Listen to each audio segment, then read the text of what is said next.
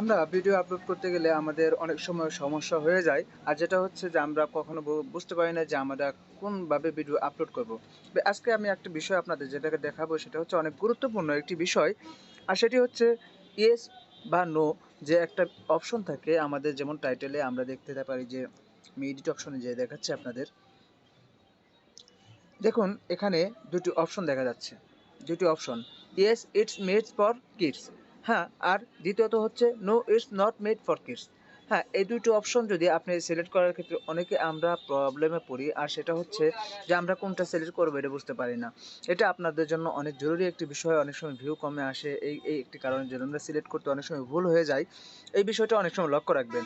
তো এটা আমি কিভাবে করব, আপনি ইউটিউব স্টুডিওতে আমি ঢুকলাম যেভাবে সেভাবে ঢুকে এখানে আপনি এডিট অপশনে যাওয়ার পর এখানে আপনি অবশ্যই দেখবেন একটি অপশন যে ইয়েস এবং নো দুটোই লেখা আছে। ইয়েস মানে আপনি এটা বাচ্চাদের জন্য, আর নো মানে কি এটা কি বাচ্চাদের জন্য না। আপনি কি এটা বাচ্চাদের জন্য তৈরি করতেছেন?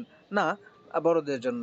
এটা যদি আপনি সিলেক্ট করেন তাহলে অবশ্যই, যদি বাচ্চাদের জন্য করে থাকেন তাহলে অবশ্যই ইয়েস করে দিবেন, এবং যদি আপনি বাচ্চাদের জন্য না করে থাকেন তাহলে অবশ্যই no it's not made for kids এটা আপনি করবেন।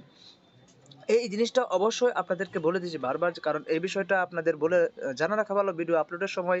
এই বিষয়টা অবশ্যই লক্ষ্য রাখবেন যে এগুলো যদি না করেন, আপনি ঠিকভাবে সেট না করেন, তাহলে আপনার ভিডিও আপনার ভিউ হবে না, সমস্যা হবে।